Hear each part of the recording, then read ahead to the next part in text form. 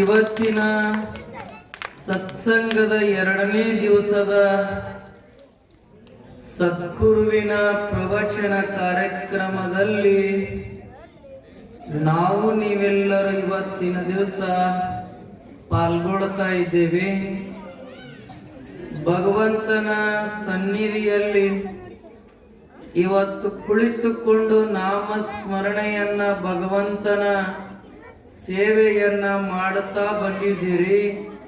ಆದರೆ 360 ದಿವಸಗಳಲ್ಲಿ ಮಾಯ ಪ್ರಪಂಚ ಎಂಬ ಮಡವಿನೊಳಗೆ ನಾವು ನೀವೆಲ್ಲರ ಕೂಡಿ ಏನು ಮಾಡಿದ್ದೀವಿ ಅಂತ ಕೇಳಿದ್ರೆ ಭಗವಂತನ ನಾಮಸ್ಮರಣೆಯನ್ನ ಮರೆತು ಹೋಗಿರ್ತೀವಿ. ನಾವೆಲ್ಲರೂ ಕೂಡ ಪ್ರವಚನವನ್ನ ಯಾಕೆ ಮಾಡಿಸ್ಬೇಕು ಅಂತ ಕೇಳಿದ್ರೆ ನಮ್ಮಲ್ಲಿರ್ತಕ್ಕಂಥ ದುರ್ಗುಣಗಳನ್ನ ಹೊಡೆದೋಡಿಸಿ ಭಗವಂತನ ನಾಮಸ್ಮರಣೆಯನ್ನ ನಾವು ಮಾಡುವುದರಿಂದ ನಮ್ಮ ಜೀವನ ಎಲ್ಲಿ ಹೋಗ್ತಾ ಇದೆ ಅಂತ ಕೇಳಿದ್ರೆ ನಾವೆಲ್ಲರೂ ಮುಕ್ತಿಗೆ ಹೋಗ್ತಾ ಇರ್ತೀವಿ. ಬಹುಶಃ ಇವತ್ತು ನಾನು ಬರುವಾಗ ಫೋನಿನ ಮುಖಾಂತರ ಹೇಳಿದ್ರು, ಮನಗುಳಿ ಗ್ರಾಮದಲ್ಲಿ ಮೇಘರಾಜ ಬರ್ತಾ ಇದ್ದಾನ ಅಂತ ಹೇಳಿ. ಮೇಘರಾಜ ಬರ್ತಾ ಇದ್ದಾನೆ ಅಂದ್ರೆ ಬಹುಶಃ ಬಹಳ ಖುಷಿ ಆಗ್ತು. ಯಾಕಂದ್ರೆ ನಾವು 360 ದಿವಸಗಳಲ್ಲಿ ಮಾಡಿರ್ತಕ್ಕಂಥ ಮನಸ್ಸಿನ ಕರ್ಮವನ್ನ ಭಗವಂತನ ನಾಮಸ್ಮರಣೆ ಮುಖಾಂತರ ತೊಳೆದ್ರೆ ಹೊರಗಿನ 7 ಪದರದ ಚರ್ಮವನ್ನ ಭಗವಂತ ಇವತ್ತು ಮೇಘರಾಜನ ಮುಖಾಂತರ ತೊಳೆದಿದ್ದಾನ ಅಂತ ಕೇಳಿದ್ರ ನಾವು ಮಾಡ್ತಿರ್ತಕ್ಕಂಥ ಭಕ್ತಿ ಯಾರಲ್ಲಿ ಮುಟ್ಟಿದೆ ಅಂದ್ರೆ ಆ ಭಗವಂತನನ್ನ ದರೆಗಿಳಿಸಿರ್ತಕ್ಕಂಥ ಜಗದಾದಿ ಜಗದ್ಗುರು ರೇವಣ ಸಿದ್ದೇಶ್ವರ ನಮ್ಮ ಭಕ್ತಿ ಮುಟ್ಟಿದೆ ಅನ್ಲಿಕ್ಕೆ ಇವತ್ತು ಮೇಘರಾಜ ಕಾರಣ. ಹೌದಲ್ರಿ? ಹೇಳ್ತಾರೆ ಜೈನ ಮಹಾಮುನಿಗಳ ಒಂದು ಪುರಾಣದಲ್ಲಿ ತರುಣ ಸಾಗರಜಿ ಅನ್ನುವಂಥವ್ರು ಹೇಳಿದಾರ. ಏನನ್ನ ಹೇಳ್ತಾರ ಅಂತ ಕೇಳಿದ್ರೆ ನಾವು ಮಾಡ್ತಿರ್ತಕ್ಕಂಥ ಕಾರ್ಯಕ್ರಮದಲ್ಲಿ ಮೇಘರಾಜ ಪ್ರವೇಶ ಆದ ಅಂತ ಕೇಳಿದ್ರೆ ಅದು ಹುಡುಗರ ನಾನ್ ನಿನ್ನೆ ಮೊದಲ ದಿನ ಪ್ರವಚನ ತೆತ್ತ ಸುಮ್ ಕೂತಿದ್ದೀನಿ. ನಾನು ಯಾರು ಲಕ್ಷ್ಯ ಕೊಟ್ಟ ಪ್ರವಚನ ಕೇಳುವುದಿಲ್ಲ, ಯಾರ ಪ್ರವಚನ ಕೇಳಾಕ ಬರುವುದಿಲ್ಲ, ಈ ಮೈಕ್ ತಗೊಂಡು ಅವ್ರ ಮನೆಗೆ ಬರೋ ಸ್ವಾಮಿ ನಾನು. ಎದಕ್ಕೆ ಹೇಳ್ರಿ?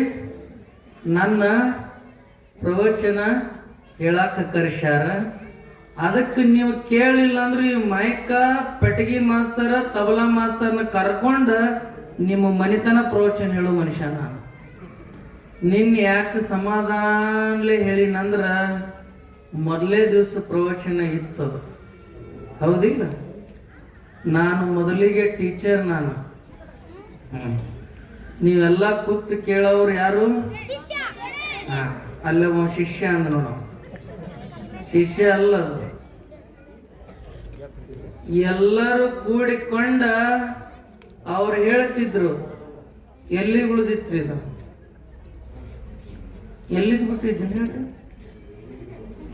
ಎಲ್ಲಿ ಬಿಡುದ್ರಿ? ನಮ್ಮೂನ ಎಮ್ಮೆ ಹಿಂಡಿ ಮನೆಗೆ ಬರೋಟ್ರಾಗೆ ಇಲ್ಲಿ ರಗಡಾಗಿರ್ತೈತಿ. ಸುಮ್ಮ ಒಂದು ತಾಸು ಕೂತ್ ಅಪ್ಪನ ಪ್ರಸಾದ ಉಂಡ ಎಲ್ಲಿ ಹೋಗೋದು? ಮತ್ತೆ ಇಲ್ಲಿ ಮಠಕ್ಕೆ ಬರ್ಬೇಕೈತಿ ಮಗನ, ಮನೆಗೆ ಹೋಗೋದತ್ತವ. ಈ ತರುಣ ಸಾಗರ ಜೈನ ಮಹಾಮುನಿಗಳು ಏನ್ ಹೇಳಿದ್ರು ಅಂತ ಕೇಳಿದ್ರೆ, ಒಂದು ಶುಭ ಕಾರ್ಯವನ್ನ ನಡೀತಿತ್ತು ಅಂದ್ರೆ ಶುಭ ಕಾರ್ಯವನ್ನ ಆಗ್ತಿತ್ತು ಅಂತ ಕೇಳಿದ್ರೆ ಮೇಘರಾಜ ಪ್ರವೇಶ ಮಾಡಿದಾನ ಅಂತ ಕೇಳಿದ್ರ ಅದು ಏನಾಗತೈತಿ ಅಂತ ವಿಚಾರಣೆ ಮಾಡಿದಾಗ ಸಾಕ್ಷಾತ್ ಶಿವ ಪಾರ್ವತಿಯರು ಕೂಡ ಮೇಘರಾಜನ ಮಳೆಯ ಮುಖಾಂತರವಾಗಿ ನಿಮ್ಮ ಭಕ್ತಿಗೆ ಪುಷ್ಪಾರ್ಚನೆಯನ್ನ ಮಾಡಿರ್ತಕ್ಕಂಥ ದಿವಸ ಇವತ್ತಾಗ್ತಾ ಇದೆ ಇಲ್ಲಿ. ಯಾಕಂದ್ರೆ ಮನಸ್ಸಿನ ಮೈಲಿಗೆಯನ್ನು ಕಳೆದಾನ ಭಗವಂತ.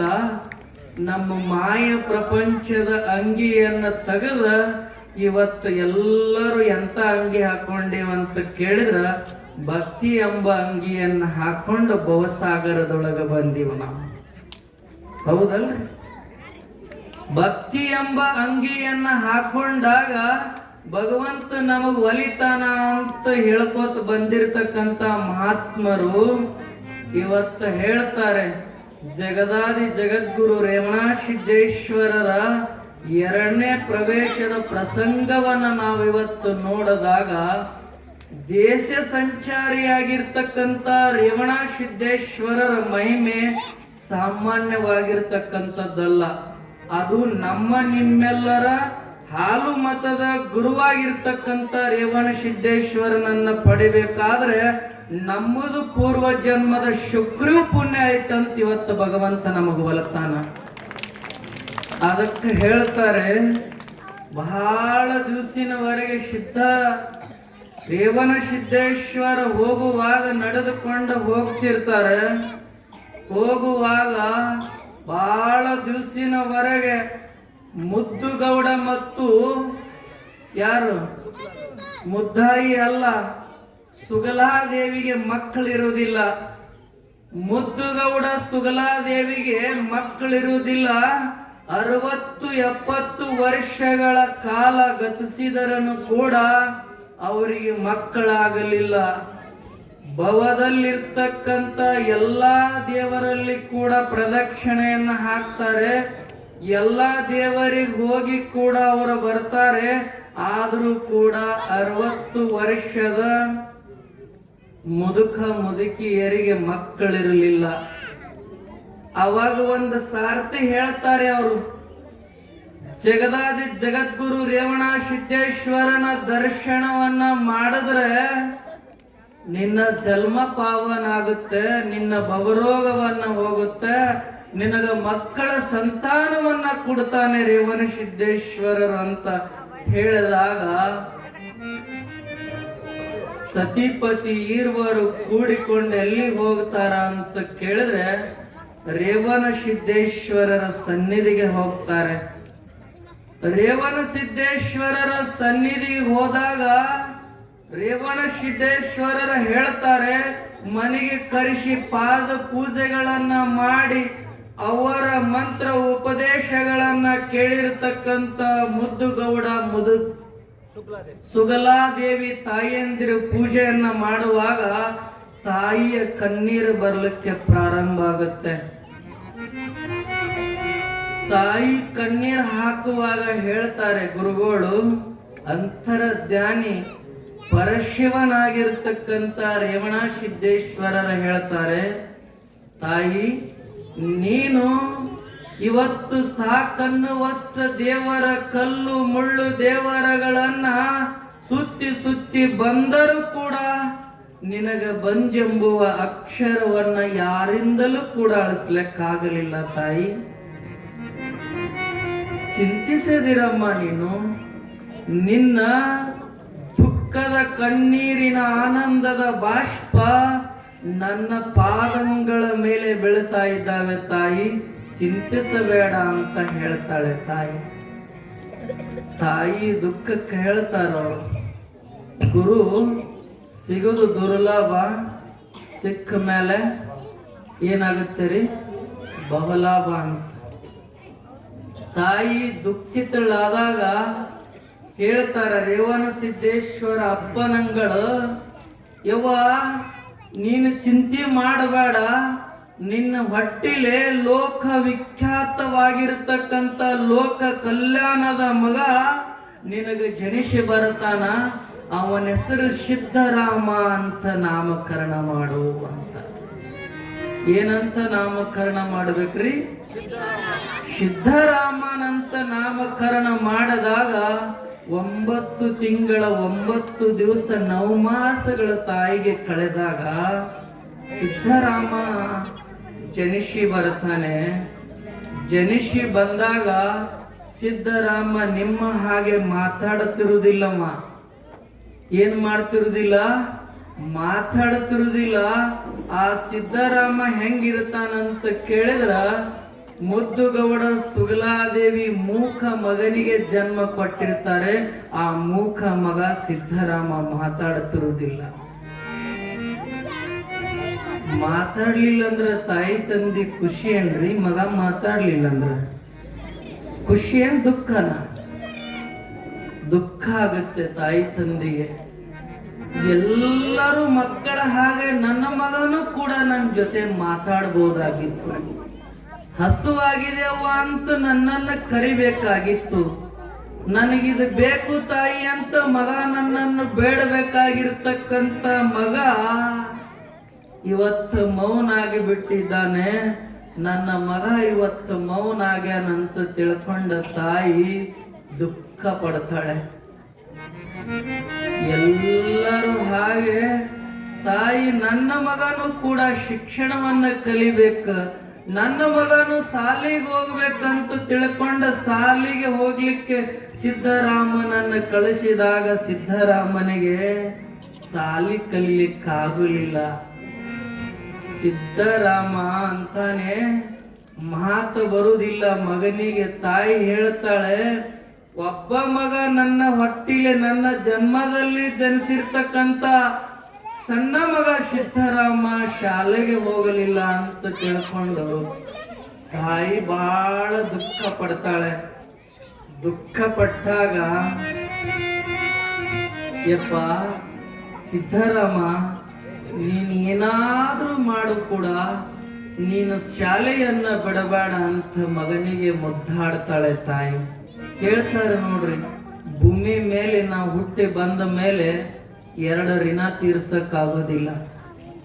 ಯಾವ 2 ಋಣ ಅಂತ ಕೇಳಿದ್ರೆ, ಹೆತ್ತ ತಾಯಿಯ ಋಣ ತೀರ್ಸಕ್ಕಾಗೋದಿಲ್ಲ, ಹೊತ್ತ ಭೂಮಿಯ ಋಣ ನಾವು ತೀರ್ಸಕ್ಕಾಗೋದಿಲ್ಲ. ಅವಾಗ ಹೇಳ್ತಾರ, ತಾಯಿ ಋಣ ಎಷ್ಟು ಜನ್ಮ ಎತ್ತಿ ಬಂದರೂ ಕೂಡ ತಾಯಿ ಜನ್ಮದ ಋಣ ತೀರ್ಸಕ್ಕಾಗೋದಿಲ್ಲ. ಅದಕ್ಕೆ ಹೇಳ್ತಾನೆ, ಒಬ್ಬ ಮನುಷ್ಯ ಒಂದ್ ಕಡೆ ಬಹಳ ದಿವಸಿಗೆ ಮಗ ಹುಟ್ಟಿ ಎಲ್ಲರೂ ಬಯಸೋದು ರೇವಣ ಸಿದ್ದೇಶ್ವರರಲ್ಲಿ, ಬೀರಲಿಂಗೇಶ್ವರರಲ್ಲಿ ಏನೇನ್ ಬಯಸ್ತೀವಂತ ಕೇಳಿದ್ರೆ, ಇಲ್ಲಿ ಕೂತವ್ರೆಲ್ಲರೂ ಕೂಡ ನನ್ನ ಮಗ ಇವತ್ತು ಇಂಜಿನಿಯರ್ ಆಗ್ಬೇಕು, ನನ್ನ ಮಗ ನೌಕರಿ ಮಾಡಬೇಕು, ನನ್ನ ಮಗ ದೊಡ್ಡ ISI ಆಫೀಸರ್ ಆಗ್ಬೇಕಂತ ಬಯಸ್ತೀವಿ ವಿನಃ ನನ್ನ ಮಗ ಒಬ್ಬ ದೊಡ್ಡ ಮಹಾತ್ಮನಾಗಬೇಕಂತ ಯಾರಾದ್ರೂ ಬಯಸಿವೇನ್ರಿ? ಬಯಸಿದ್ದೀರಾ? ಯಾರು ಬಯಸಕ್ಕಾಗೋದಿಲ್ಲ. ನಿಮ್ಮ ಮಕ್ಕಳನ್ನ ನನ್ನ ಜೋಳಿಗೆ ಒಳಗೆ ನೀಡ್ರಿ, ಅಜ್ಜಾರ ನಿಮ್ಮ ಮಠಕ್ಕೆ ನನ್ನ ಮಗನೊಬ್ಬನ ಬಿಟ್ಟಗೋರಿ ಅಂತ ಒಬ್ಬರೇ ಅಂತೀರೇನ್ರಿ? ಮಕ್ಕಳ ಕೊಡೋರು ಕೈ ಎತ್ತರಿ, ಯಾರ್ಯಾರ ಕೊಡ್ತೀನಿ ಅನ್ನೋರು ಮಾತಾಡಿದ್ರೆ ನಾ ಹಿಡ್ಕೋತ ನನ್ನವ್ರಂಗ ಗಪ್ಪು ಕೂತ್ಬಿಟ್ಟ. ಕೇಳಿದ್ರಿ, ಒಬ್ಬರೇ ಕೊಡ್ತೀರಿ, ನನಗೆ ಮಕ್ಕಳ ಬೇಕಾಗಿದ್ದಾವೆ, ಯಾರು ಒಬ್ಬರೇ ಕೊಡ್ತೀರಿ? ಇಷ್ಟು ಜನ ಎಲ್ಲ ಕೊಡ್ತೀವಿ, ಕೂತಿರಿಲ್ಲ. ಹೇಳ್ತಾರೆ, ಆಸ್ತಿ ಬೇಡಿದ್ರೆ ಕೊಟ್ಟಿವಿ, ಅಂತಸ್ತ ಬೇಡಿದ್ರೆ ಕೊಟ್ಟಿವಿ, 9 ತಿಂಗಳ 9 ದಿವಸ ನವಮಾಸವನ್ನ ಕಳೆದು ತಾಯಿಯ ಉದರದಲ್ಲಿ ಜನಿಸಿರ್ತಕ್ಕಂಥ ಮಗುವನ್ನ ಯಾರೂ ದಾನ ಮಾಡೋದಿಲ್ಲ. ಕೊಡ್ತಾರೇನ್ರಿ ದಾನ? ಯಾರಿಗೆ ಕೊಡ್ತೀರಿ ನೀವು? ಆಸ್ತಿ ಕೊಡ್ತೀವಿ ನಾವು. ಅಂತ ತಾಯಿಯ ಹೊತ್ತ ತಾಯಿಯ ಋಣ ಇವತ್ತು ಒಬ್ಬ ಮನುಷ್ಯ ಹೇಳ್ತಾನೆ, ಬಹಳ ದಿವಸಿಗೆ ನೌಕರಿ ಮಾಡ್ತಾನೆ, ನನ್ನ ಮಗ ನೌಕರಿ ಮಾಡ್ತಾನಂತ ತಿಳ್ಕೊಂಡ ತಾಯಿ ನೌಕರಿಗೆ ಹೋಗಿರ್ತಾನ. ಮಗ ನೌಕರಿ ಮುಗಿಸ್ಕೊಂಡು ಊರಿಗೆ ಬರ್ತಾನ. ಬಂದಾಗ್ಯವ ನಿನ್ನ ಕಾಶಿಗೆ ಕರ್ಕೊಂಡು ಹೋಗ್ತೀನಿ, ಕಾಶಿ ತೋರಿಸ್ತೀನಿ ಅಂತ ತಾಯಿ ಹೇಳ್ತಾನ. ಶ್ರವಣ ಕುಮಾರನ ಹಾಗೆ ತಾಯಿಯನ್ನ ಬುಟ್ಟಿಯಲ್ಲಿ ಕೂಡಿಸಿಕೊಂಡ ಕಾಶಿಗೆ ಕರ್ಕೊಂಡು ಹೋಗುತ್ತಾನೆ ತಾಯಿಗೆ ಆ ಮಗು. ನಾವು ಕುಂಡಿಸಿಕೊಂಡು ಹೋಗ್ತೀವನ್ರಿ, ಎಲ್ಲರೂ ಕುತ್ತಿ ಒಬ್ಬರೇ ತಾಯಿ. ನಮಗ ಮನಿ ಒಳಗೆ ಹೆಂಡತಿ ಅನ್ನುವಂಥ ಒಂದು ವಸ್ತು ಇದ್ರ ಪ್ರಪಂಚನೇ ಸಾಕು ಅಂತೀವಿ.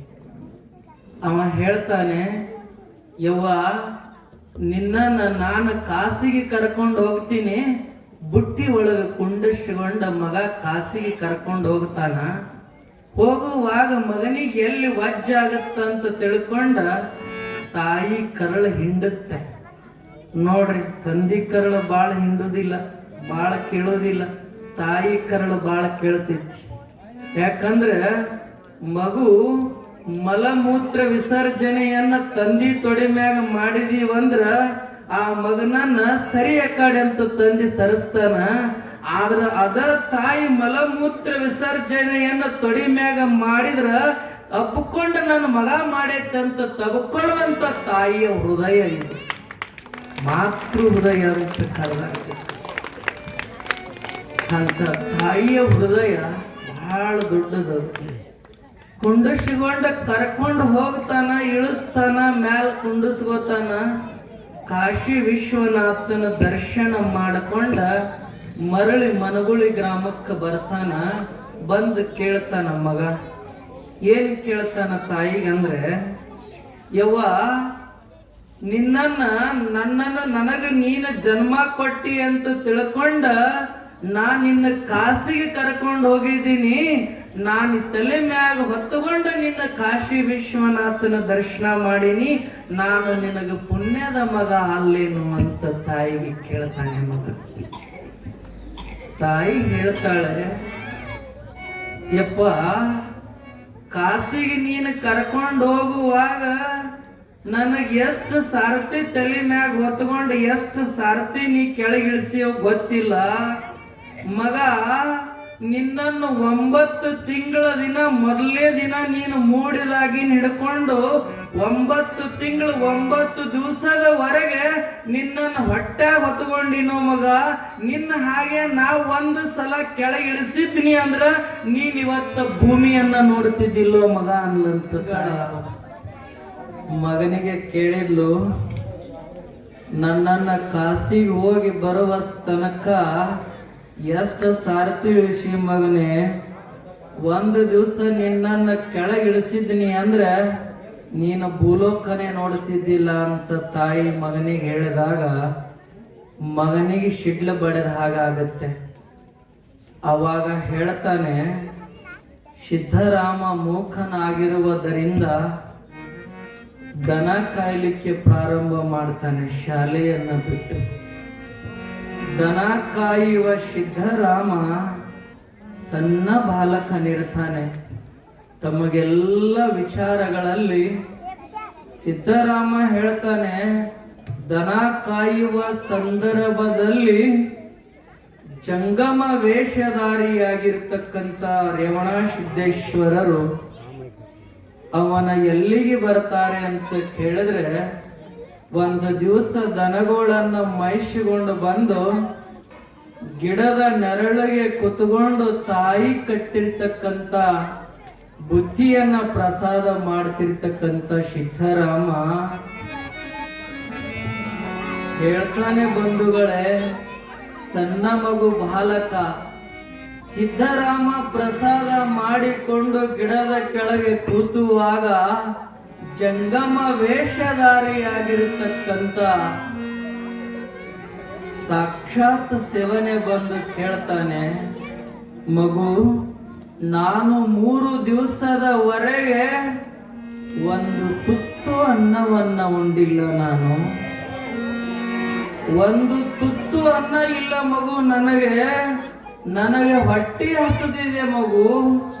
ನನಗೊಂದು ತುತ್ತಾದರೂ ಕೂಡ ಅನ್ನವನ್ನು ಹಾಕುವ ಭಕ್ತಿಯಲ್ಲಿ ಶ್ರೇಷ್ಠನಾಗಿರತಕ್ಕಂಥ ವಿಚಾರಧಾರೆಗಳನ್ನ ನಾವು ನೋಡಿದ ಹಾಗೆ ಗಿಡದ ಬಡ್ಡ ಕುತ್ಕೊಂಡು ಜಂಗಮ ವೇಷಧಾರಿ ಕೇಳ್ತಾನೆ, ಯಪ್ಪ ನನಗ ಹೊಟ್ಟೆ ಬಹಳ ಹಸಿವಾಗಿದೆ, ನನಗೂ ಒಂದು ತುತ್ತಾದ್ರೂ ಅನ್ನವನ್ನ ಹಸು ನೀಗಿಸು ಮಗು ಅಂದಾಗ ಮಗು ಹೇಳುತ್ತೆ, ಸಿದ್ಧರಾಮನಿಗೆ ಮಾತು ಬರುತ್ತೇನ್ರಿ? ಬರುದಿಲ್ಲ. ಮೂಕ ಮಗನಾಗಿರತಕ್ಕಂತ ಸಿದ್ಧರಾಮ ಹೇಳ್ತಾನೆ, ನನಗ ಮಾತು ಬರುವುದಿಲ್ಲ ಅಂದಾಗ ಜಂಗಮ ವೇಷಧಾರಿಯಾಗಿರತಕ್ಕಂತ ರೇವಣ ಸಿದ್ದೇಶ್ವರರು ತಲೆ ಮೇಲೆ ಹಸ್ತವನ್ನಿಟ್ಟಾಗ ಮಗು ರೇವಣ ಸಿದ್ದೇಶ್ವರರ ಕೃಪಾ ಆಶೀರ್ವಾದದಿಂದ ಸಿದ್ಧರಾಮ ಮಾತಾಡಲಿಕ್ಕೆ ಪ್ರಾರಂಭ ಮಾಡುತ್ತೆ. ಮಗು ಗುರು ಕೃಪೆಯಿಂದ ಮಾತಾಡಿದಾಗ ಹೇಳ್ತಾನೆ, ಯಪ್ಪ, ತಾಯಿ ಕಟ್ಟಿದ ಬುತ್ತಿ ನನ್ನ ಹತ್ರ ಇವತ್ತು ನಾನು ಪ್ರಸಾದ ಮಾಡಿದ್ದೀನಿ. ನನಗೆ ನಿನಗೆ ಕೊಡವಲು ಒಂದು ತುತ್ತ ಅನ್ನ ಕೂಡ ನನ್ನ ಹತ್ರ ಇಲ್ಲ. ತಂದೆ, ನೀನ್ ಇಲ್ಲೇ ಕುತ್ಕೋ ಅಂದಾಗ ಆ ಮಲ್ಲಯ್ಯ ಹೇಳ್ತಾನೆ, ರೇವಣ ಸಿದ್ದೇಶ್ವರ ಗುರು, ನೀನು ತುತ್ತು ಅನ್ನವನ್ನು ಕೊಡಬೇಡ, ಒಂದು ಗುಟ ಕಂಬಲಿಯನ್ನು ಕೊಟ್ಟಾದ್ರೂ ನನ್ನನ್ನ ಹಸು ಹಿಂಗಿಸೋ ಮಗು. ನಾನು 3 ದಿವಸದ ಪರ್ಯಂತರವಾಗಿ ನನಗೆ ಒಂದು ತುತ್ತು ಕೂಡ ಮಹಾಪ್ರಸಾದ ಇಲ್ಲ, ಪ್ರಸಾದ ಇಲ್ಲ ಅಂತ ಗುರುಗಳು ಹರಳಾಡ್ಲಿಕ್ಕೆ ಪ್ರಾರಂಭ ಮಾಡಿದಾಗ ಸಣ್ಣ ಬಾಲಕನಾಗಿರ್ತಕ್ಕಂಥ ಸಿದ್ಧರಾಮ ಹೇಳ್ತಾನೆ, ಯಪ್ಪ ಗುರುವೇ, ನೀನು ಈ ಗಿಡದ ಕೆಳಗಡೆ ಸ್ವಲ್ಪ ವಿಶ್ರಾಂತಿಯನ್ನ ತೆಗೆದುಕೋ. ನಾನು ಊರಿಗೆ ಹೋಗಿ ನನ್ನ ತಾಯಿ ಹತ್ತಿರ ನನಗೆ ಮಹಾಪ್ರಸಾದವನ್ನು ತೆಗೆದುಕೊಂಡು ಬರ್ತೀನಿ. ಗುರುವೇ, ಕುತ್ಕೋ ಅಂತ ಕೇಳಿದಾಗ ಮಗುವಿನನ್ನ ಬುತ್ತಿ ತರಲಿಕ್ಕೆ ಸಿದ್ಧರಾಮ ಮನೆಗೆ ಬರ್ತಾನೆ. ಬುತ್ತಿಯನ್ನ ಮರಳಿ ತಗೊಂಡ ಬರುವಷ್ಟರಲ್ಲಿ ಗುರು ಏನಾಗಿರ್ತಾನೆ, ಮಾಯ ಆಗಿ ಬಿಟ್ಟಿರ್ತಾನೆ. ಗುರು ಮಾಯ ಆಗಿ ಬಿಟ್ಟಿರ್ತಾನೆ. ಮಗು ಹೇಳ್ತಾನೆ, ಗುರುನಾಥ, ನನ್ನ ಕೈಯಲ್ಲಿರ್ತಕ್ಕಂಥ ಅನ್ನವನ್ನು ಉಣಬಾರದಂತ ತಿಳ್ಕೊಂಡು ಮಾಯನಾದೆ ಗುರುವೇ. ನನ್ನ ತಾಯಿ ಕಟ್ಟಿರ್ತಕ್ಕಂಥ ತುತ್ತು ಅನ್ನನೂ ಕೂಡ ನಿನಗೆ ಬೇಡವಾಯ್ತಾ ಭಗವಂತ? ಮಗು ಪರಿಪರಿಯಾಗಿ ಭಗವಂತನನ್ನ ಕರೆದರೂ ಕೂಡ ಭಗವಂತನ ದರ್ಶನವಾಗೋದಿಲ್ಲ. ನಮ್ಮ ಮಕ್ಕಳು ಕೂಗಿ ಕೂಗಿ ಕರಿತಾವಲ್ರಿ, ಏನತ್ತಕ್ಕೆ ಹೋಗುತ್ತಾವ? ಹೋಗುತ್ತಾವಿಲ್ಲ ನಮ್ಮ ಮಕ್ಕಳು, ಏನತ್ತಕ್ಕೆ ಹೋಗುತ್ತಾವ? ಕುರುಕುರಿ ಕೊಂಡು ಕೊಡಬೇಕು, ಇಲ್ಲಾದ್ರೆ ಕೈಯಾಗ ಮೊಬೈಲ್ ಕೊಡ್ಬೇಕತ್ತಾವ ನಮ್ಮ ಮಕ್ಕಳು. ಅತ್ತಾವ ನಮ್ಮ ಮಕ್ಕಳಿಗೆ ಸಂಸ್ಕಾರ ಅಂತದ್ದು. ತಾಯಿ ಶುಗಲಾದೇವಿ ಕಟ್ಟಿರ್ತಕ್ಕಂಥ ರೇವಣ ಸಿದ್ದೇಶ್ವರರ ವರವಿನಿಂದ ಜನಿಸಿದ ಮಗ ಗುರುವಿನನ್ನ ಹುಡುಕಾಡ್ಲಿಕ್ಕೆ ಪ್ರಾರಂಭ ಮಾಡ್ತಾನೆ.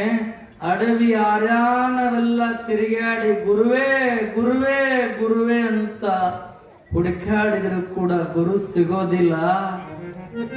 ಗುರು ಸಿಗೋದಿಲ್ಲ ಅಂತ ತಿಳ್ಕೊಂಡ ರೋಡಿಗೆ ಬಂದು ನಿಂತುಕೋತಾನೆ.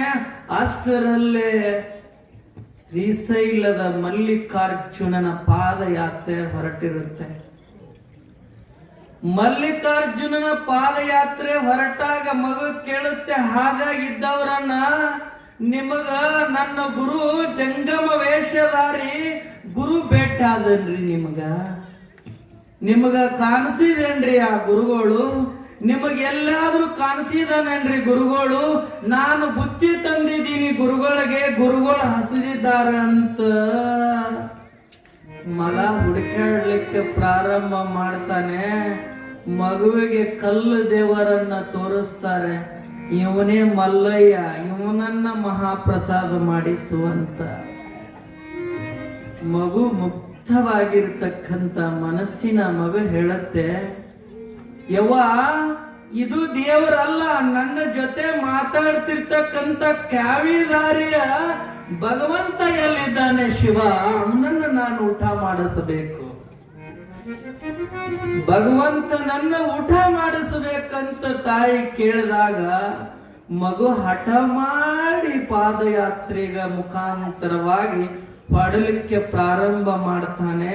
ಅವಾಗ ಒಬ್ಬ ಸ್ವಾಮೀಜಿ ಹೇಳ್ತಾನೆ, ಇಲ್ಲಿ ನಿನಗ ಮಲ್ಲಯ್ಯ ಸಿಗೋದಿಲ್ಲ, ಶ್ರೀಶೈಲ ಪರ್ವತ ಗುಡ್ಡದ ಮೇಲೆ ಮಲ್ಲಯ್ಯನ ಮಗು ಅಂದಾಗ ಮಗು ಗುರು ನಾಮಸ್ಮರಣೆಯನ್ನ ಮಾಡುತ್ತಾ ಹೊರಟ ಬಿಡ್ತಾನೆ. ತಾಯಿ ಸುಗಲಾದೇವಿ ಕೇಳ್ತಾಳೆ, ಇನ್ನೂ ಅಡವಿ ಆರನಕ್ಕ ಹೋಗಿದ್ದ ನನ್ನ ಮಗ ಬರಲಿಲ್ಲ, ಎಲ್ಲಿ ಮಾಯನಾದಂತ ತಿಳ್ಕೊಂಡ ತಾಯಿ ಹುಡುಕಾಡ್ಲಿಕ್ಕೆ ಪ್ರಾರಂಭ ಮಾಡ್ತಾಳೆ. ಮಗು ಹೊರಟು ಶ್ರೀಶೈಲಕ್ಕೆ ಹೋಗ್ತಾನೆ. ಶ್ರೀಶೈಲದಲ್ಲಿ ಹೋದಾಗ ಮಗುವಿಗೆ ತೋರಿಸ್ತಾರೆ ಏನಂತ, ಇವನ ಮಲ್ಲಯ್ಯ, ಇವನ ಊಟ ಮಾಡೋ ಸಂತ ಶ್ರೀಶೈಲದ ಮಲ್ಲಿಕಾರ್ಜುನ ಲಿಂಗ ತೋರಿಸ್ತಾರ. ಆ ಮಗ ಅಂತೈತಿ, ಆ ಕೂಸ ಅಂತಾನ, ಈ ಮಲ್ಲಿಕಾರ್ಜುನ ಅಲ್ಲ, ನನಗ ಮಾತಾಡಿಸಿರ್ತಕ್ಕಂತ ಮಲ್ಲಿಕಾರ್ಜುನ ಬೇಕ, ನನ್ನ ಜೊತೆ ಕೂತಿರ್ತಕ್ಕಂತ ಮಲ್ಲಿಕಾರ್ಜುನ ಬೇಕ, ನಾ ಹಸುವಾಗಿದೆ ಅಂತ ನನ್ನನ್ನು ಕೇಳಿದ ಮಲ್ಲಿಕಾರ್ಜುನ ನನಗ ಬೇಕು. ಮಗುವನ್ನ ನೋಡಿ ನಗ್ಲಿಕ್ಕೆ ಪ್ರಾರಂಭ ಮಾಡ್ತಾರೆ. ಈ ಮಗು ಸಿದ್ಧರಾಮ ಮಲ್ಲಿಕಾರ್ಜುನನ್ನ ತೋರಿಸಿದ್ರು ಕೂಡ ಪ್ರಸಾದ ಮಾಡಲಿಲ್ಲ. ಮಗು ಮಲ್ಲಿಕಾರ್ಜುನ ಯಪ್ಪ ಜಂಗಮ ಮಲ್ಲಯ್ಯ ಮಲ್ಲಯ್ಯ ಅಂತ ಸಿದ್ಧರಾಮ ಶ್ರೀಶೈಲ ಕೊಳ್ಳ ಎಲ್ಲ ಹುಡುಕಾಡ್ತಾನೆ. ಮಲ್ಲಯ್ಯ ಸಿಗುದಿಲ್ಲ. ಎಲ್ಲ ಕಡೆನೂ ಕೇಳ್ತಾನೆ, ಮಲ್ಲಯ್ಯ ಭೇಟಾದೇನ್ರಿ ನಿಮ್ಗೆ? ನನ್ನ ಮಲ್ಲಯ್ಯ ನಿಮ್ಮ ಹತ್ರ ಇದ್ದಾನೇನ್ರಿ ಅಂತ ಮಗು ಸಿದ್ಧರಾಮ ಕೇಳಿದಾಗ ಹೇಳ್ತಾನೆ, ಭಗವಂತ ಎಲ್ಲಿ ಭೇಟಾಗಬೇಕು ಮಲ್ಲಯ್ಯ? ಮಲ್ಲಯ್ಯಗೆ ಇಷ್ಟೆಲ್ಲ ಕೂತವರೆಲ್ಲ ಬೇಕಾಗಿದ್ದಾರೆ, ನಾನೊಬ್ಬನೇ ಬಹುಶಃ ಮಲ್ಲಯ್ಯಗೆ ಬೇಡಾಗಿರ್ಬೋದು, ಅದಕ್ಕೆ ನನಗೆ ಮಲ್ಲಯ್ಯ ಭೇಟಾಗ್ಲಿಲ್ಲ ಅಂತ ತಿಳ್ಕೊಂಡು ಸಿದ್ಧರಾಮ ಕೊನೆಗೆ ಎಂಥ ನಿರ್ಧಾರವನ್ನ ಮಾಡ್ತಾನೆ. ಬಂಧುಗಳೇ, ನಾವು ನೀವು ಯಾರಾದರೂ ಕೂಡ ಭಕ್ತಿಯನ್ನ ಮಾಡಿ ನಿರ್ಧಾರ ಮಾಡು ಅಂದ್ರೆ ನಮ್ಮ ಮನಸ್ಸು ತಡ್ಕೊಳಕ್ಕಾಗೋದಿಲ್ಲ. ಆ ಮಗು ಹೇಳ್ತಾನೆ, ಸಿದ್ಧರಾಮ ಮಲ್ಲಯ್ಯ ನೀ ನನಗೆ ಬೆಟ್ಟಾಗಲಿಲ್ಲ, ಒಂದು ತುತ್ತು ಅನ್ನ ಕೂಡ ಉಣಲಿಲ್ಲ, ನಾನು ಈ ಭೂಮಿ ಮೇಲೆ ಬದುಕಿದ್ದು ಏನು ಸಾರ್ಥಕ ಗುರುವೇ?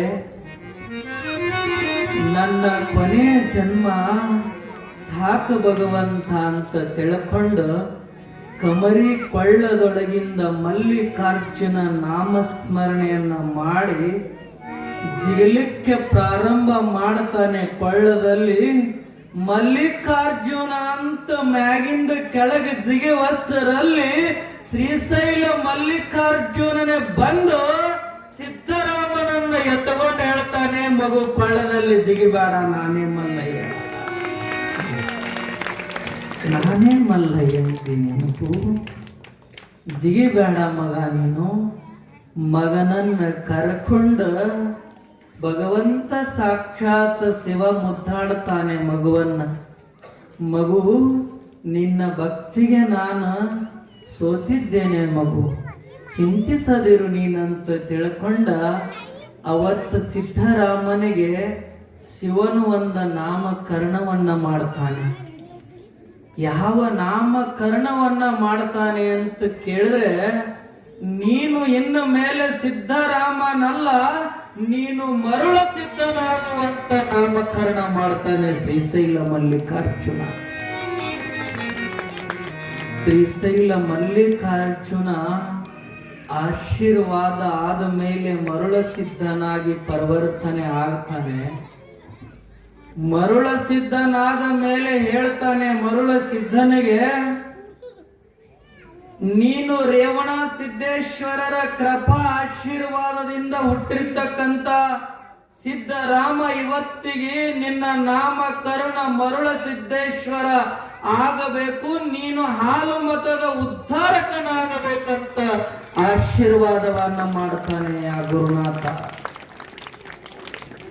ಆಶೀರ್ವಾದ ಮಾಡಿದಾಗ ಹೇಳ್ತಾನೆ, ಭಗವಂತನ ಕೃಪೆಯಿಂದ ಬಹುಶಃ ಬಹಳ ವಿಸ್ತಾರವಾಗಿರ್ತಕ್ಕಂಥ ಹಾಲು ಮತದ ವಿಸ್ತಾರ ಮುಗಿಲಾರದದು. ಇವತ್ತು ಹಾಲು ಎಷ್ಟು ಪವಿತ್ರವಾಗಿದೆನೋ, ಎಲ್ಲರಲ್ಲಿ ಜೀವಕ್ಕ ಎಷ್ಟು ಶ್ರೇಷ್ಠವಾಗಿದೆನೋ, ಈ ಹಾಲು ಮತ ಕೂಡ ಅಷ್ಟೇ ಪವಿತ್ರವಾಗಿರ್ತಕ್ಕಂಥ ಧರ್ಮ ಆಗಿದೆ ಇದು.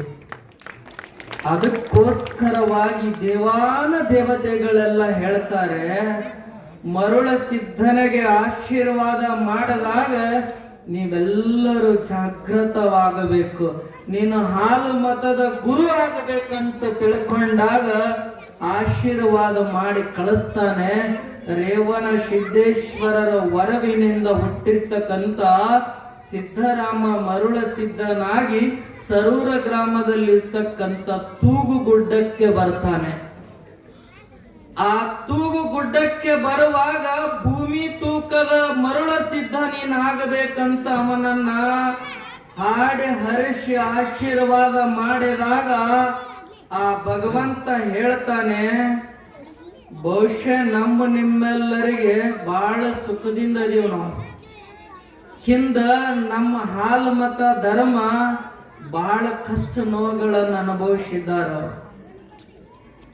ಅವಾಗ ಹೇಳ್ತಾನೆ ಅವ, ಮರುಳ ಸಿದ್ಧನ ಕೃಪಾ ಆಶೀರ್ವಾದದಿಂದ ಭೂಮಿ ತೂಕವನ್ನು ತೂಗಬೇಕಂತ ಶಿವ ಹೇಳಿದಾಗ ಭಗವಂತ ನನ್ನ ಕಡೆಯಿಂದ ತೂಕ ಮಾಡುವಷ್ಟ ಶಕ್ತಿ ಬರುವುದಿಲ್ಲ ಅಂತ ಮರುಳ ಸಿದ್ಧ ಹೇಳಿದಾಗ ಮರುಳ ಸಿದ್ಧನಿಗೆ ಶಿವ ಹೇಳ್ತಾನೆ, ನನ್ನ ಜಡೆಯಲ್ಲಿ ನನ್ನ ತಲೆಯಲ್ಲಿರ್ತಕ್ಕಂಥ ಒಂದು ಜಡೆಯನ್ನ ಕಿತ್ತುಕೊಂಡು ನೀನು ತೂಕ ಮಾಡುವ ಅವಾಗ ಬಾಲ ಭೈರವನಾಥ ಜನಿಸ್ತಾನೆ ಅಂತ ಆಶೀರ್ವಾದ ಮಾಡ್ತಾನೆ.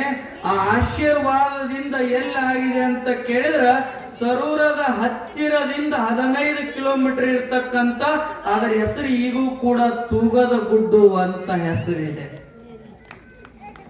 ಆ ತೂಗದ ಗುಡ್ಡದಲ್ಲಿ ಮರುಳ ಸಿದ್ಧ ತಪಶ್ಚರ್ಯನ್ನ ಮಾಡ್ತಾನೆ.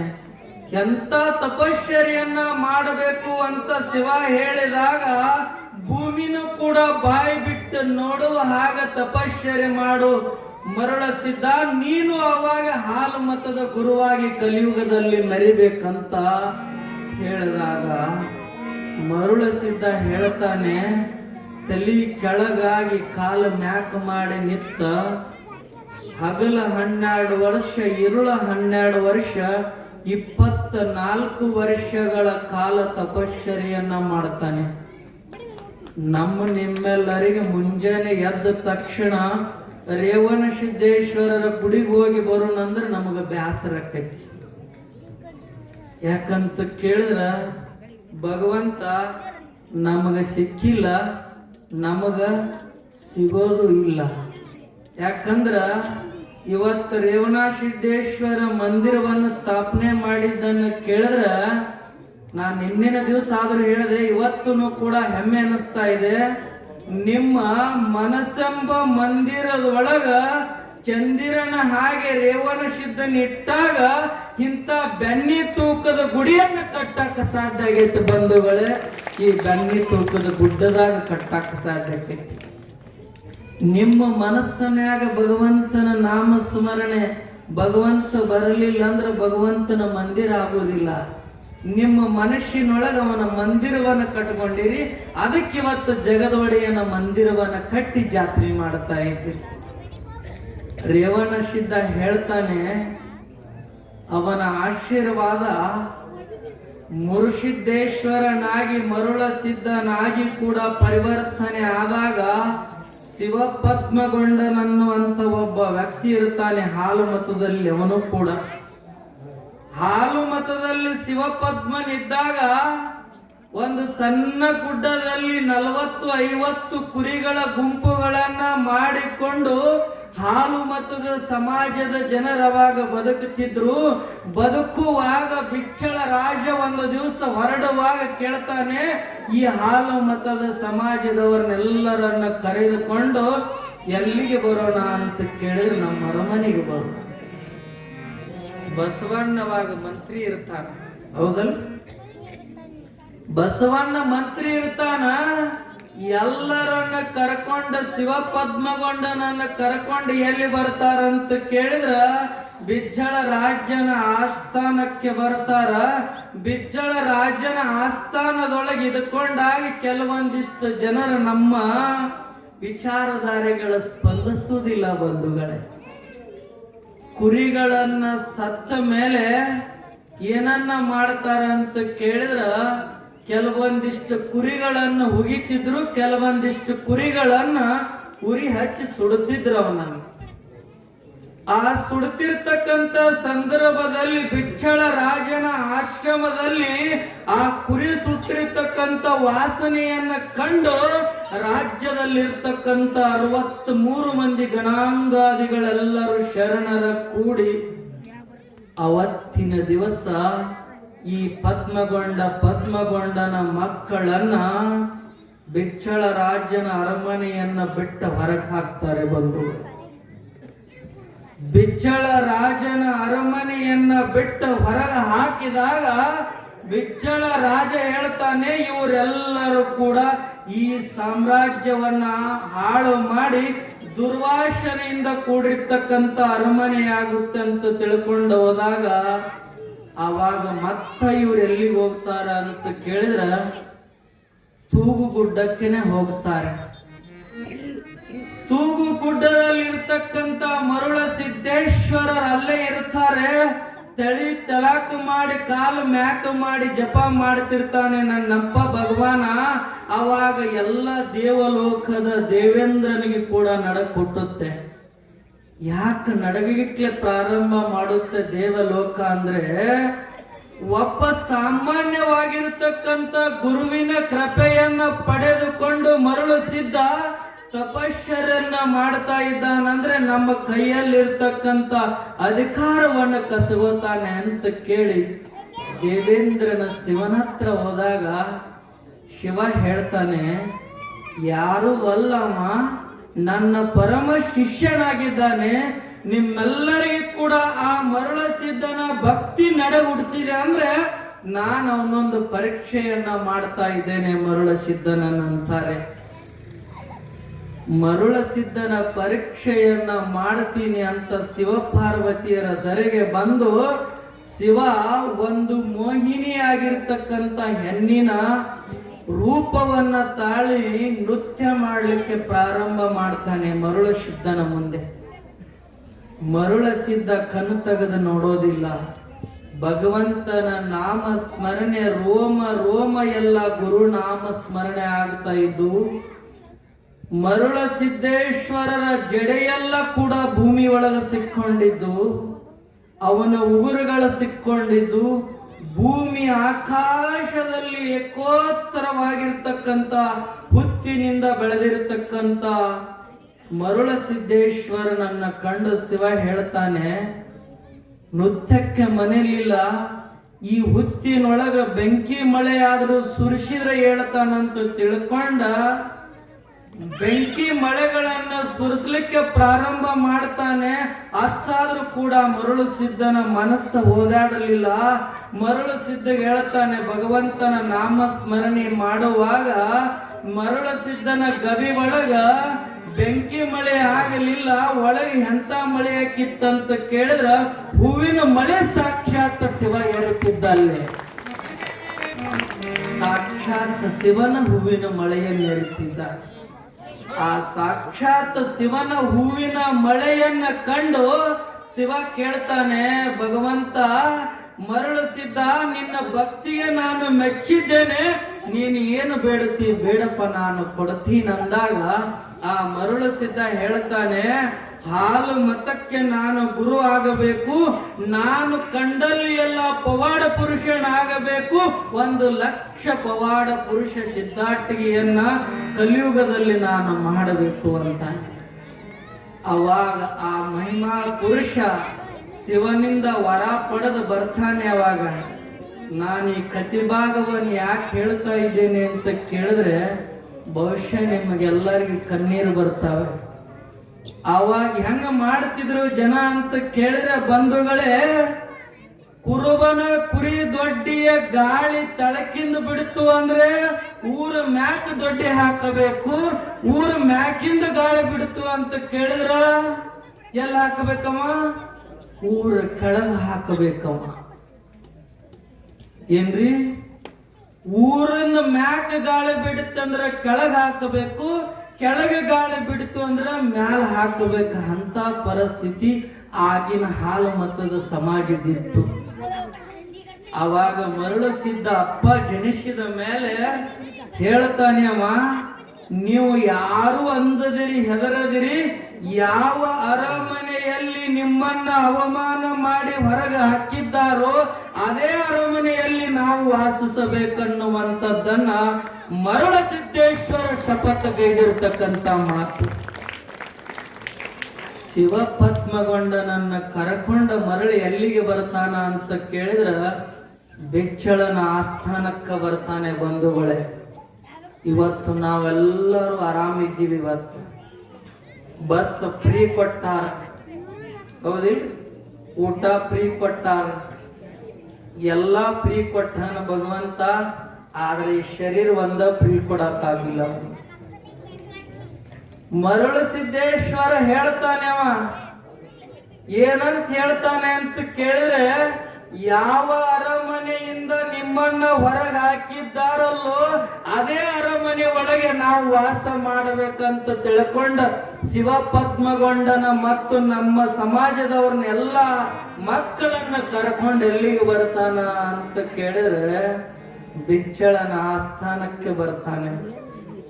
ಬೆಚ್ಚಳ ರಾಜನ ಆಸ್ಥಾನದಲ್ಲಿ ಬಹಳ ಮಂದಿ ಶರಣರಿದ್ರೆ ಇದ್ರಿಲ್ಲ. ಮತ್ತೆ ಶರಣರು ಬಹಳ ಮಂದಿ ಕೂಡಿದ್ರ ಅವನ ಆಸ್ಥಾನದಾಗ, ಬೆಚ್ಚಳ ರಾಜನ ಆಸ್ಥಾನದಾಗ.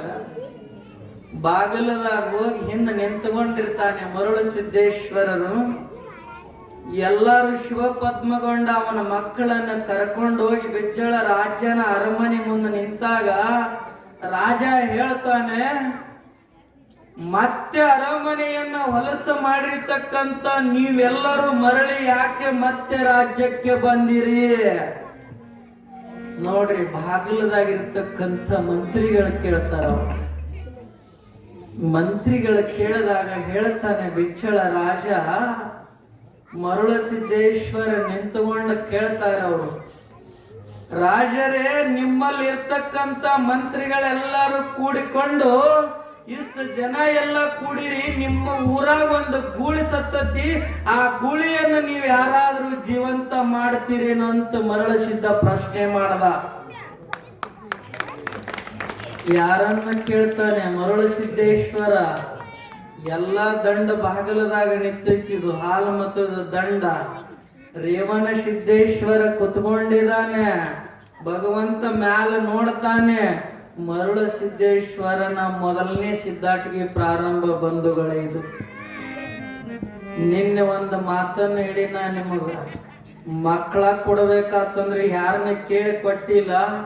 ಭಂಡಾರ ಎಂಬ ಬಂಗಾರದ ಚೀಲದಾಗ ಭಂಡಾರಕ್ಕೆ ಎದ್ದು ಉಡ್ಯಾಗ ನೀಡಿದಾಗ ಮಕ್ಕಳ ಕೊಟ್ಟಿದ್ದ ಸಿದ್ಧಾಟಿ ಎದರಲ್ಲಿ ಕೇಳಿದ್ರ ಪವಿತ್ರವಾಗಿರ್ತಕ್ಕಂಥ ಹಾಲು ಮತದಾಗ ಮಕ್ಕಳ ಕೊಟ್ಟವರದ. ಅದರೊಳಗೆ ಹಾಲು ಮತದೊಳಗೆ ಮಕ್ಕಳ ಕೊಟ್ಟವರದ. ಇವತ್ತು ನಾವು ನೀವೆಲ್ಲರೂ ನೋಡ್ತೀವಿ. ಇವತ್ತು ಸಾಕನ್ನುವಷ್ಟು ನಮ್ಮ ಪಟ್ಟದ ಪೂಜಾರಿಗಳ, ಇಲ್ಲಿ ದೇವಸ್ಥಾನದ ಪೂಜಾರಿಗಳ ಎಲ್ಲರೂ ಅಲಗ ಆಡ್ತಾರ. ಅಲಗ ಆಡ್ತಾರಿಲ್ರಪ್ಪ. ಆ ಅಲಗ ಆಡುವಾಗ ಅವಾಗ ಯಾರು ಇರ್ತಾರ ಅಲಗಿನೊಳಗ? ನೀವು ಬರೀ ಈಳಿಗಿ ಹೋಳಾಗ ಕೈಯಾಗ ಒಂದಿಟ್ಟು ಕುಡುಗೋಲ್ ತಗೊಂಡು ಮೇವ ಕಡೆಯಾಗ ಕುಡುಗೋಲ್ ಹತ್ತ ಜಾಗ್ರತದಿಂದ ಮೇವ ಕಡಿತಿರ್ತೀವಿ, ಇಳಿಗಿ ಹೋಳ್ತಿರ್ತೀವಿ. ಮೈ ಮ್ಯಾಗಿನ ತನ್ನ ಶರೀರ ತಂದಲ್ಲ ಎಂದ ಗುರುನಾಥಗ ಅರ್ಪಣೆಯನ್ನು ಮಾಡಿ ಕೈಯಾಗ ಅಲಗಿಡ ಆಡುವಾಗ ಆ ಅಲಗಿನ ಒಳಗೆ ಯಾವ ಇರ್ತಾನಂದ್ರ ಜಗದಾದಿ ಜಗದ್ಗುರು ಬೀರೇಶ್ವರನೇ ಬಂದ ಅಲಗಾಡ್ತಿರ್ತಾನ ಅವರಲ್ಲಿ. ಇದು ಯಾವ ಪುರಾಣದಾಗರೆ ಬರ್ದಾರೇನ್ರಿ?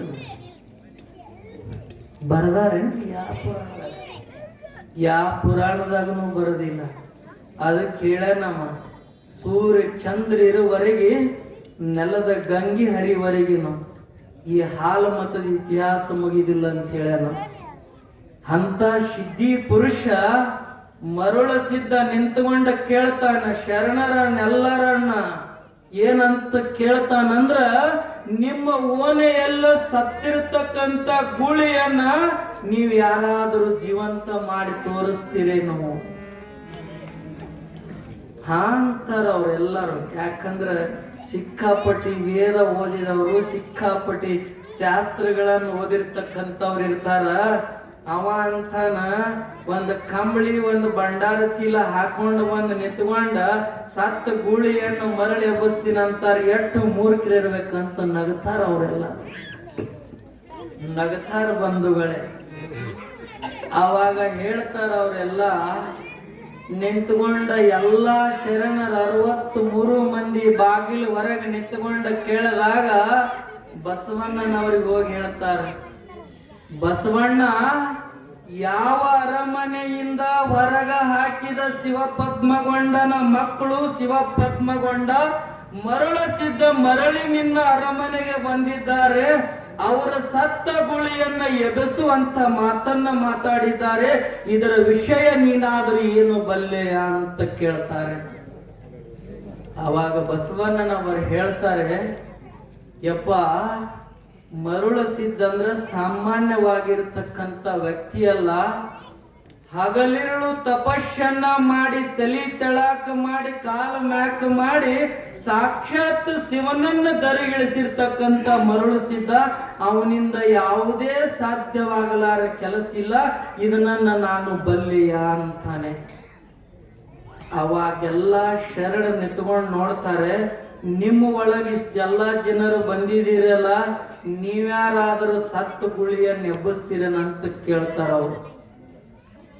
ಸಾಧ್ಯತೆ ಅಂದ್ರೆ ಸತ್ತು ಗುಳಿ ಎಬ್ಸು ಐತೆ ಸಾಧ್ಯತೆ? ಸತ್ತ ಗೂಳಿಯನ್ನ ಮರಳಿ ಎಬ್ಬಿಸುವ ಸಲುವಾಗಿ ವಾಲಗವನ್ನ ಊದಿಸಿಕೊಂಡು ಶರಣರ ಹೊಂಟಿರ್ತಕ್ಕಂಥ ಸಂದರ್ಭದಲ್ಲಿ ಆ ಗೂಳಿಯನ್ನ ತಂದು ಮರಳಸಿದ್ದನ ಮುಂದೆ ಮನಗಸ್ತಾರ. ಮರಳಸಿದ್ದೇಶ್ವರ ಹೇಳ್ತಾರ, ಏನಂತ ಹೇಳ್ತಾರಂದ್ರ, ನೋಡ್ರಿ, ಅಚಲವಾಗಿರ್ತಕ್ಕಂಥ ಭಕ್ತಿ, ನಿರ್ಮಲವಾಗಿರ್ತಕ್ಕಂಥ ಮನಸ್ಸು ಯಾರಲ್ಲೈತೆ ಅಂತ ಕೇಳಿದ್ರ ಪವಿತ್ರವಾಗಿರ್ತಕ್ಕಂಥ ಮನಸ್ಸು ಹಾಲು ಮತದವರಲ್ಲೈತಿ. ಎಲ್ಲಾ ದೇವಾನ ದೇವತೆಗಳ ಇತಿಹಾಸವನ್ನು ನಾವು ಮೆಲಕಾಡಿಸಿದಾಗ ಒಂದು ತುದಿಗರೆ ಈ ಹಾಲು ಮತ ಹತ್ತತ್ತೆ. ಖರೇ ಸುಳ್ರಿ. ಅದಕ್ಕವ ಹೇಳ್ದ, ತಂದ ಗುಳಿ ಮನಗಸಿದಾಗ ಗೂಳಿ ಹೇಳಿದ್ರು, ರೇವಣಸಿದ್ದೇಶ್ವರ ಗುರುವಿನ ಮಹಾಮಂತ್ರವನ್ನ ತೆಗೆದುಕೊಂಡ ಅದರ ತಲೆ ಮ್ಯಾಗ ಹಸ್ತ ಇಟ್ಟು ಕೇಳ್ತಾರ, ನಂದೇಶ, ಎಷ್ಟೋ ತನಕ ಮಲಗಾಮದಿ ನೀನು? ಬೆಳಗ್ಗೆ ಹಿಡದ ಸಾಯಂಕಾಲವರೆಗೆ ಇಷ್ಟು ಮನ್ಕೊಳ್ಳೋ ಸಮಯ ಅಲ್ಲ ಭಗವಂತ. ನಂದೇಶ, ಎದ್ದು ಬಾರಪ್ಪ, ಬಾಳೊತ್ತು ನಿದ್ದೆ ಮಾಡಬೇಡ ಅಂತೇಳಿ ಕೈ ಮಾಡಿ ಮರುಳಸಿದ್ದೇಶ್ವರ ಕರೆದಾಗ ಉಳ್ಳಾಡಿ ದರಿ ಹೊಡೆದಿರ್ತಕ್ಕಂಥ ಗೂಳಿ ಈ ಬೆಜ್ಜಳ ರಾಜನ ಆಸ್ಥಾನದೊಳಗ. ಮತ್ತ ಹೇಳ್ತಾರ ಅವರು, ಏನ್ ಹೇಳ್ತಾರ ಅಂತ ಕೇಳಿದ್ರ, ನಾವು ಇದನ್ನೊಂದು ಗುಳಿ ಎಬ್ಬಿಸಿದ್ರೆ ಕೇಳುವಂತವರಲ್ಲ, ನಾವು ಮಾಡಿರ್ತಕ್ಕಂಥ ಪರೀಕ್ಷೆ ನೀನು ತೋರಿಸು ಅಂದಾಗ ಒಂದು ಕುರಿಯನ್ನ ತರಿಸಿ ತುಂಡು ತುಂಡಾಗಿ ಕತ್ತರಿಸ್ತಾರ. ಅದನ್ನ ತುಂಡು ತುಂಡಾಗಿ ಕತ್ತರಿಸಿ ಒಂದು ಪಾತ್ರೆ ಒಳಗೆ ಇಟ್ಕೊಂಡು ಈ ಕುರಿಯನ್ನ ಎಬ್ಬಿಸುವಂತ ಪರೀಕ್ಷೆ ಮಾಡ್ತಾರೆ ಎಲ್ಲ ಶರಣರು ಕೂಡಿಕೊಂಡು. ಅಂತ ಪರೀಕ್ಷೆಯಲ್ಲಿ ಮರುಳಸಿದ್ದೇಶ್ವರರು ಹೇಳ್ತಾರೆ, ಸಾಕ್ಷಾತ್ ಶಿವನ ಕೊಟ್ಟಿರ್ತಕ್ಕಂಥ ಕಂಬಳಿಯನ್ನ ಆ ಟಗರಿನ ಮೇಲೆ ಹಚ್ಚಿ, ಆ ಪಾತ್ರೆಯ ಮೇಲೆ ಹಚ್ಚಿ ಭಗವಂತರ ರೇವಣಸಿದ್ದೇಶ್ವರರನ್ನ ಶಿವ 3 ಲೋಕದ ಮುಖನ್ನ ಶಿವರಾಯನನ್ನ ನೆನೆಸಿ ಭಂಡಾರ ಚೀಲದೊಳಗಿನ ಭಂಡಾರ ತೆಗೆದ ಟಗರಿಗೆ ಹೊಡೆದ್ರ ಟಗರಿ ಹೂಕರಿಸೋದಕ್ಕಿಂದ ಮರುಳಸಿದ್ದರ ಹತ್ರ ಹೋಗಿರ್ತಕ್ಕಂಥ ಇತಿಹಾಸ ಹಾಲು ಮತದಲ್ಲಿ. ಅಂತ ಪವಿತ್ರವಾಗಿರ್ತಕ್ಕಂಥ ಈ ಹಾಲು ಮತದಲ್ಲಿ ನಾವು ನೀವೆಲ್ಲರೂ ಇವತ್ತು ಆ ಭಗವಂತನ ನಾಮಸ್ಮರಣೆಯನ್ನ ಮಾಡ್ತಿದ್ದೀವೋ ಅಂತ ಕೇಳಿದ್ರೆ ಬಹುಶಃ ನನಗೆ ಅನಿಸ್ತಾ ಇದೆ, ಈ ಧರ್ಮ ಅಲ್ಲ, ಈ ಭವರೋಗ ಅಲ್ಲ, ಇದರ ಒಳಗ ಪವಿತ್ರವಾಗಿರ್ತಕ್ಕಂಥ ದೇವಸ್ಥಾನ ಯಾವುದು ಅಂತ ಕೇಳಿದ್ರೆ ಅದು ಜಗದಾದಿ ಜಗದ್ಗುರು ಮನಗೋಳಿ ಗ್ರಾಮದ ರೇವಣಸಿದ್ದೇಶ್ವರ ದೇವಸ್ಥಾನ ಅಂತ ಕರಿಬೇಕಾಗಿದೆ. ಯಾಕೆ ಮಾತನ್ನ ಹೇಳ್ಬೇಕಂದ್ರೆ, ನೋಡ್ರಿ, ದಾಸೋಗವನ್ನ ನಾನು ಮಾಡಿಸ್ತೀನಿ ಮಹಾಪ್ರಸಾದ, ನೀನು ಮಾಡಿಸ್ತೀನಿ ಅಂತ ತಿಳ್ಕೊಂಡ್ರೆ ನೀವು ಮಾಡಿರ್ತಕ್ಕಂಥ ಅನ್ನದಾನಕ್ಕ ರೇವಣ ಸಿದ್ದೇಶ್ವರ ಬಾಕಿ ಇಟ್ಕೊಳ್ಳೋದಿಲ್ಲ. ನಿಮ್ಮ ಮನೆಗೆ ಮುಂದಿನ ವರ್ಷ ಬರುವಷ್ಟರಲ್ಲಿ ನಿಮ್ಮ ಹೆಸರಲ್ಲೇ ಬ್ಯಾಂಕಿನೊಳಗೆ ಡಿಪಾಸಿಟ್ ಮಾಡುವಂತ ಕರ್ತ ನಿಮ್ಮ ಊರಾಗದ. ನಾವು ಅಂಥ ಭಗವಂತನನ್ನ ನಾವೆಲ್ಲರೂ ನಾಮಸ್ಮರಣೆಯನ್ನ ಮಾಡ್ಕೊಂಡು ಬಂದಿದ್ದೀವಿ.